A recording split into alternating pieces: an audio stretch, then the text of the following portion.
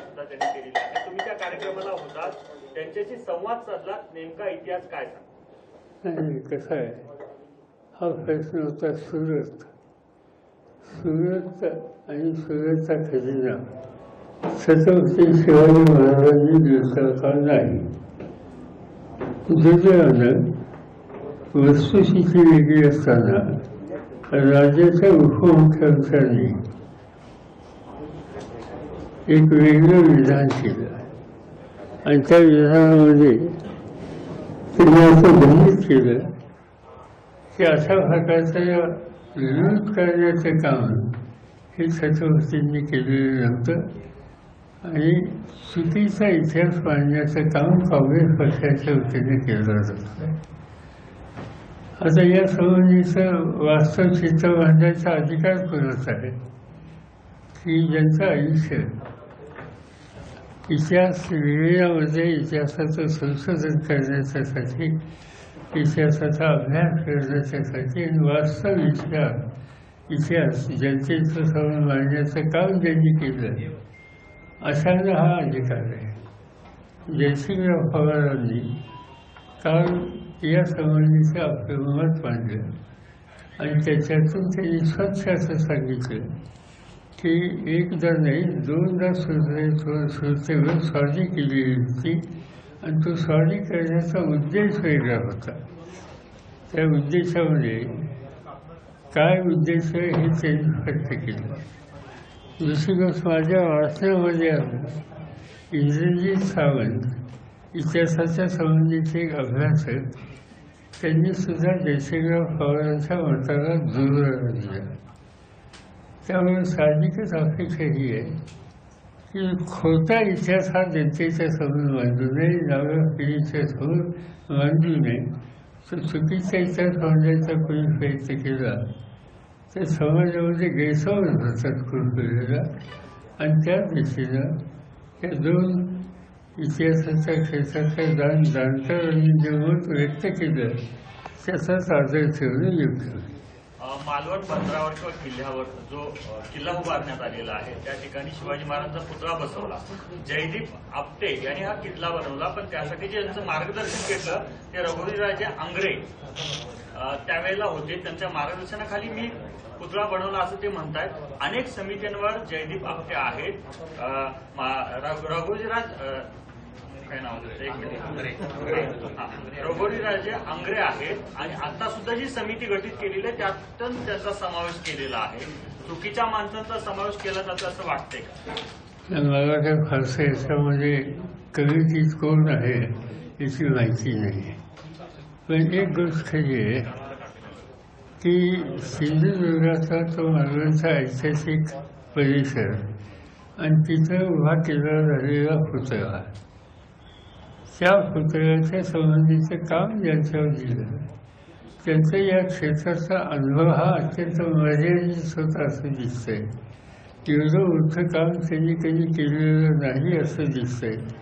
असं असताना त्यांच्या ही जबाबदारी टाकणं आणि त्यांनी जे एकंदर जे काही काम केलं त्याचा दर्जा हा बघितल्याच्या नंतर शेवटी असा अपघात घडेल अशी अवस्था त्या ठिकाणी निर्माण झाली.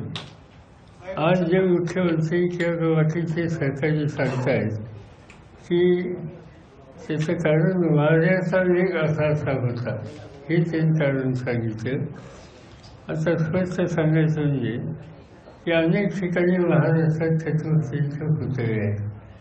मुंबईमध्ये इंडिया गेटच्या जवळ समुद्र किनारी हा पुतळा त्या ठिकाणी आहे की जो 1958 साली उभारला.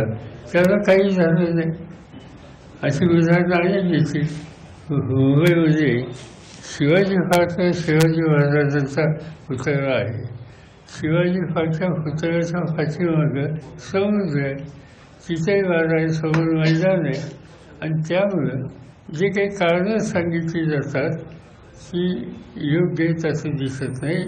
याच्यातून स्वच्छ असं दिसतंय प्रायमरी की ज्यांना काम दिलं त्यांना अनुभव नव्हता. अशा प्रकारचं मोठं काम त्यांच्यावर देणं हे योग्य नव्हतं आणि त्यासाठी शेवटी जे काही घडायचं ते घडलं. आणि महाराष्ट्रात नाही पण देशाच्या अनेक भागामध्ये शिवछत्रपतींच्या संबंधीचा असा असलेला सगळा घटक आज अस्वस्थ आहे, दुःखी आहे. साहेब, याच प्रकरणातील आरोपी असतील, बदलापूरचे आरोपी असतील, पुण्यामध्ये दिवसाढवळा हत्या होणं असेल, हे सगळं महाराष्ट्र आता बघते. गृहमंत्र्यांचा वचक महाराष्ट्रावर राहिला आहे की नाही? असं आहे की रोजची वर्तमानपत्र तुम्ही लोक जे प्रसिद्ध करतात ती जर हल्ली बघितली तर रोज 1, 2, 3 तरी केसेस अशा वाचायला मिळतात की इथं स्त्रियांच्या अत्याचार, कुणाचा विनयभंग, दुर्दैवानं या सगळ्या गोष्टी दिवसेंदिवस महाराष्ट्रात वाढत आहेत. आणि राज्य शासन विशेषतः गृह खातं यासाठी ही सक्तीची आणि कठोर कारवाई करून एक प्रकारचं लोकांच्यामध्ये आत्मविश्वास पैदा करायची जबाबदारी त्यांच्यावर आहे. त्याची पूर्तता केली जात नाही. हे कधी घडत नव्हतं महाराष्ट्रात, दुर्दैवानं घडते. बदलापूर घटनेमध्ये ज्या शाळेची सीसीटीव्ही फुटेज देखील साहेब त्या ठिकाणी डिलीट करण्यात आलेला आहे, तर नेमका उद्देश या ठिकाणी काय होता? जे मुख्य असं आहे की बदलापूर तिथे त्या 2 चिमुरड्यांचा अत्याचार केला गेला. 2 गोष्टी त्याच्यामध्ये अत्याचार केला ते अत्यंत घृणास्पद संतापजनक बाब आहे. पण दुसऱ्या बाजूने नागरिकांना कळल्याच्या नंतर त्याची प्रतिक्रिया सामान्य नागरिकांच्यात होणं साहजिकच आहे. त्यासाठी त्या ठिकाणी हजारो लोक जमले आणि बदलापूर आणि त्या परिसरातल्या जनतेची जी प्रतिक्रिया होती, सरकारकडून काय सांगण्यात आलं, बाहेरनं माणसं आणण्यात आली. कुणाला म्हणजे कोण कशाची बाहेरनं माणसं आणली. आणि दुसरी गोष्ट त्या ठिकाणी जे लोक एकत्र जमलेले होते त्या लोकांच्यापैकी अनेकांच्या खचरे भरण्यात आले, कारण एवढ्या मोठ्या संख्येनं तुम्ही रस्ता अडवला म्हणून. म्हणजे लोकांच्यात आलेली चीड व्यक्त होणं ही सुद्धा लोकशाहीच्या चौकशीत बसून होत असेल तर ते काही चुकीचं नाही. पण त्यासाठी तुम्ही अस्वस्थ असलेल्या लोकांच्या खचरे भरता, ही गोष्ट निंदनीय आहे आणि ते काही घडलं हे काही चांगलं नाही.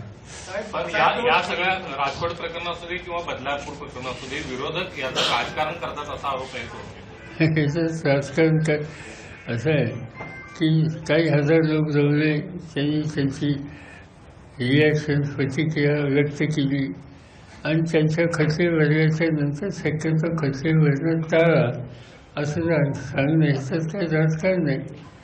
तिथे काही लोक आम्ही कोणी जमा केलेले नव्हते.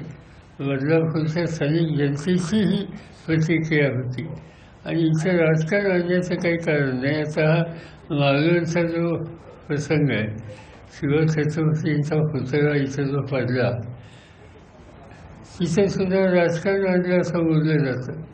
राजकारण कसं, तिथं लोकांची रिॲक्शन होणारच. शिवाजी महाराजांच्या प्रतिमेची अशी स्थिती होणं याचा अर्थ महाराष्ट्रात लोक रिॲक्ट झाले तर आश्चर्य वाटायचं कारण नाही. आणि त्यामुळे इथं राजकारण अजिबात कोणाचं नाही. गडकरींनी एका कार्यक्रमात असं म्हटलेलं आहे की समुद्राच्या काठावर रस्ते बांधताना स्टेनलेस स्टीलचा वापर करावा, अशा प्रकारचा मी आग्रह अनेक वेळेला धरलेला आहे. जर पुतळा बनवत असताना लोखंडाऐवजी स्टेनलेस स्टील बनवला असता तर पडला नसता. गडकरींना हे कळतं तर मग बाकीच्यांना ते का कळत नाही, अशा प्रकारचं. आता केंद्र सरकारमध्ये जे काही मंत्री आहेत त्याच्यात गडकरी एक मंत्री आहे. माझा स्वतःचा अनेक वर्षाचा अनुभव आहे. एखादं काम ते घेतलं तर ते बारकाईनं काम करतात. त्या कामामध्ये ते स्वतःला गुंतवून घेतात आणि कामाचा दर्जा चांगला राहील याची काळजी घेतात. आज देशामध्ये अनेक ठिकाणचे रस्ते आता म्हणजे पुणे कोल्हापूर रस्ता न सांगलेलं बरं, किंवा कोल्हापूर ते बेळगाव रस्ता हे न सांगितलेलं बरं, नाही तर बाकीच्या सगळ्या ठिकाणी दिवसेंदिवस रस्ते सुधारत आहेत आणि त्या सुधारणेमध्ये गडकरींचं योगदान आहे हे आम्ही पार्लमेंटमध्ये सुद्धा सांगतो. इथं काही राजकारण आणण्याचं काही कारण नाही. आणि त्यामुळे त्यांनी मत व्यक्त केलं असेल तर राजकारणाचा सल्ला घेऊन त्यांनी मत व्यक्त केलं असेल असं मला वाटतं. साहेब, राज्यामध्ये मुख्यमंत्री माझी लाडकी योजना लाडकी बहीण योजना आलेली आहे. मात्र यावरूनच आता सत्ताधारी पक्षांमध्ये श्रेयवाद पाहायला मिळतोय. एकीकडे मुख्यमंत्री म्हणतायत की माझ्यामुळे योजना आली, दुसरीकडे फडणवीस म्हणतायत माझ्यामुळे आली. तर काल अजितदादांची बोर्ड लागले, त्यामध्ये अजितदादांची लाडकी बहीण अशा पद्धतीचा उल्लेख त्यामध्ये पाहायला मिळाला. तरी सत्ताधारी पक्षांमध्ये वाद सुरू झालाय असा श्रेय घेण्यावरून असं वाटतं. चांगली गोष्ट आहे ना.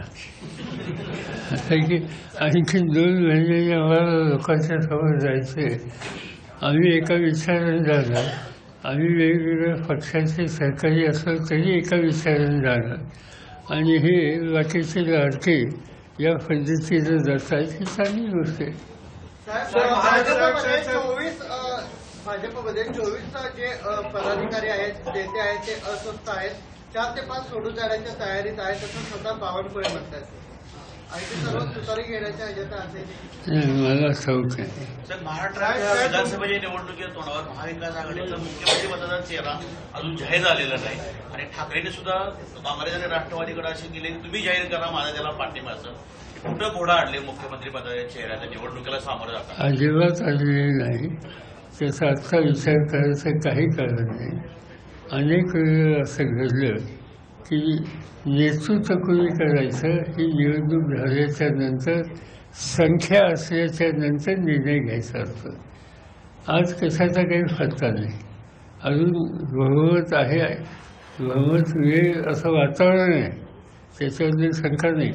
पण त्यासाठी आत्ताच काही मांडणी करण्याची आवश्यकता नाही आहे. यापूर्वीचं एक तुम्हाला उदाहरण सांगतो की 1977 साली आणीबाणीच्या नंतर निवडणूक झाली. त्या निवडणुकीला कुणालाही हुर केलेलं नव्हतं. जयप्रकाश नारायणांनी अनाऊन्स केलं की आणीबाणीला विरोध करण्यासाठी सगळ्यांनी एकत्र यावं. एकत्र आले, निवडणुका झाल्या. निवडणूक झाल्यावर मोरारजी देसाई यांचं नाव जाहीर केलं. निवडणुकीत मतं मागताना मोरारजीबाईंचं नाव कधीही जाहीर केलेलं नव्हतं आणि त्यामुळे आत्ताच नाव जाहीर केलं पाहिजे या आग्रह करण्याची काही आवश्यकता नाही आहे. आम्ही नक्की एकत्र बसू, एका विचारानं लोकांचा पाठिंबा मिळाल्याच्यानंतर एक स्थिर पर्याय सरकार या राज्यात आणि देशात देऊ. साहेब, राज्यामध्ये भ्रष्टाचार मोठ्या प्रमाणात वाढलेला आहे. पुण्यामध्ये काही अधिकारी पैसे घेताना देखील सापडल्याचं पाहायला मिळते. त्याचे व्हिडिओ देखील समाज माध्यमांमध्ये व्हायरल होताना दिसतात. असं आहे की हे जे काही सिंधुदुर्गात घडलं, जे काही पुतळ्याच्या संबंधी, त्याच्यात सुद्धा त्याचा दर्जा आणि त्याचा निर्णय याच्यामध्ये भ्रष्टाचाराचं लोकांच्या म्हणजे पक्की खात्री. आज अनेक ठिकाणी सत्तेचा गैरवापर आणि भ्रष्टाचाराचा पुरस्कार हे सूत्र सध्याच्या सरकारचं झालेलं आहे आणि ही अवस्था चिंताजनक आहे. उद्याच्या निवडणुकीमध्ये आम्हाला लोकांच्याकडून जे मुद्दे लोकांच्या समोर मांडले जातील त्या ठिकाणी भ्रष्टाचार आणि त्याचे दुष्परिणाम या संबंधीची भूमिका आग्रहानं मांडली जाईल. सर, RSSने जातीगत जनगणनेचं म्हणजे करावी असं सुचवलेलं आहे. म्हणजे पूर्वी RSS किंवा भाजप जातीगत जनगणना विरोध करत होते, तर त्याच्यावर त्यांची भूमिका बदललेली आहे. आणि दुसरा प्रश्न, आता ज्या होऊ घातलेल्या राज्याच्या इलेक्शन आहेत त्याच्यानंतर जी परिस्थिती निर्माण होईल त्याचा केंद्राच्या स्थिरतेवरती अस्थिरतेवरती काय परिणाम होईल, काय वाटतं? जसे की आम्हा सगळ्यांची मागणी अशी होती की जातीय आधारावर जनगणना होण्याची आवश्यकता आहे. त्यामुळे तो निर्णय राबवल्याच्यानंतर लहान समाज जे असतात, छोटे छोटे समाज, त्यांचं नक्की संख्या आणि बळ हे लोकांच्या समोर येईल आणि त्यांना न्याय, सत्तेमध्ये न्याय बातमी देण्याच्या संबंधीची स्थिती निर्माण होईल. आणि त्यामुळं जातीय जनगणना हा प्रश्न आम्ही सतत मांडत होतो. आता RSS सुद्धा त्या संदर्भात विचार करत असावं असं वृत्तपत्राच्या बातम्यावर दिसतं आणि ते जर त्यांनी केलं तर त्याच्यात काही चुकीचं नाही. तुम्ही म्हणताय की निवडणुकीनंतर स्थिर सरकार देऊ, मात्र आता संघ सुद्धा ऍक्टिव्ह झालेला आहे. संघाचं म्हणणं आहे की आम्ही सुद्धा निवडणुकीत ऍक्टिव्ह होतो, पण मुख्यमंत्री भाजपचाच व्हायला पाहिजे. असं की त्याच्या पक्षाला त्याच्या विचाराला त्यांची भूमिका मांडण्याचा अधिकार आहे. आम्ही असं म्हणतो की आम्ही जी आघाडी केलेली आहे त्या आघाडीचाच मुख्यमंत्री झाला पाहिजे. मग तो कुणी करा, तो काँग्रेसचा करा, तो उद्धव ठाकरेंचा शिवसेनेचा करा, तो राष्ट्रवादीचा करा, कुणी करा, त्याच्याबद्दल काही अंशात कुणाचं ते मतभेद नाही. तसं दुसऱ्या बाजूने जर सांगितलं तर यांचाच असला पाहिजे, तर त्यांचा अधिकार आहे. साहेब, महाराष्ट्राचं राजकारण बदलत चाललेलं आहे. आपण बघताय आता महाराष्ट्रातली परिस्थिती तुम्ही सांगितली आहे, पण जे 5 वर्षापूर्वी भाजपमध्ये काही कारणांमुळे गेले ते आता घर वापसी करत आहेत. म्हणजे हर्षवर्धन पाटील सारखे नेते असू देत किंवा अन्य कोणी, त्यांना परत जे काही घर वापसी करतायत त्यांना परत घेणार का? नाही, साधारणतः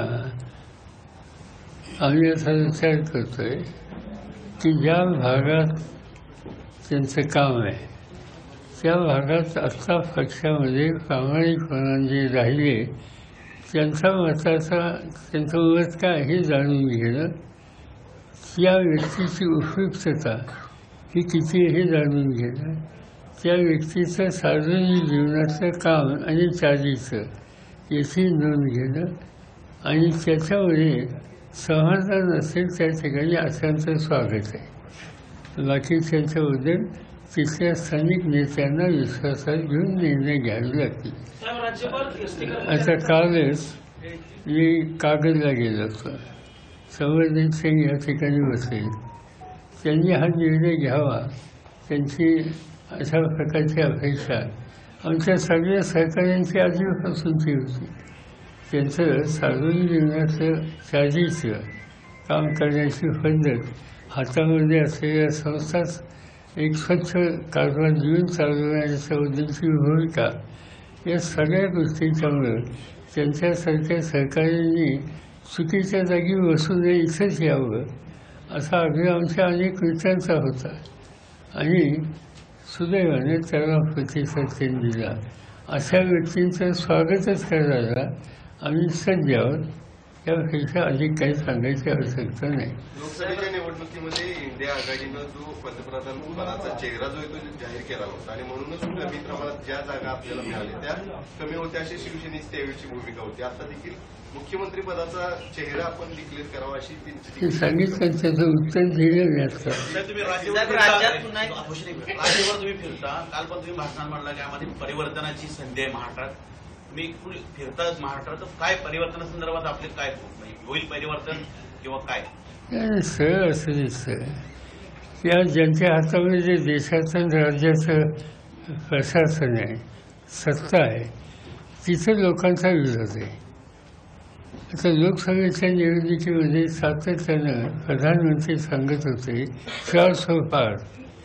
ते 400 पार हे घडले नाही.